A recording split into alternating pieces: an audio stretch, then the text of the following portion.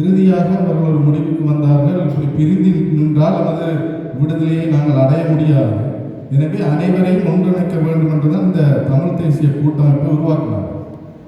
ஆனால் இன்று நீங்கள் பார்த்தீங்கன்னு சொல்லி சொன்னால் இந்த தமிழ் தேசிய கூட்டமைப்பு எவ்வாறு சிதவடைந்து செல்லுதுன்னு சொல்லி சொன்னால், இந்த தேர்தல் காலங்களிலே தங்களோட தேர்தல் வெற்றிகளை அடைவதற்காக கூட்டு சேர்வு, அதன் பிற்பாடு தங்களுக்குள்ளே கருத்து முரண்பாடுகளை ஏற்படுத்திக் கொண்டு பிரிந்து நிற்கின்றார்கள்.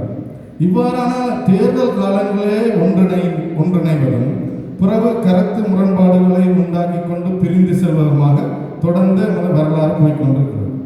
எனவே எதிர்வரும் காலங்களிலும் இவ்வாறு தேர்தலுக்காக ஒன்றிணைந்து, தேர்தல் வெற்றிக்காக ஒன்றிணைந்து, அதன் பிற்பாடு முரண்பாடாக பிரிந்து செல்பவர்களுக்கு சரியான ஒரு பாடத்தை நாங்கள் கற்பிக்க வேண்டும். இந்த சமுதாயம் ஒன்றிணைந்து கற்பிக்க வேண்டும். இது இறுதியாகவும் ஒரு உறுதியான ஒரு தருணமாக நாங்கள் இதை எடுத்துக்கொண்டு எதிர்வரும் காலங்களிலே நாங்கள் கடுமையான நடவடிக்கை எடுப்பதற்கு உங்களது ஆலோசனை. உங்களோட கேள்வியிலேயே 15 இருக்கு.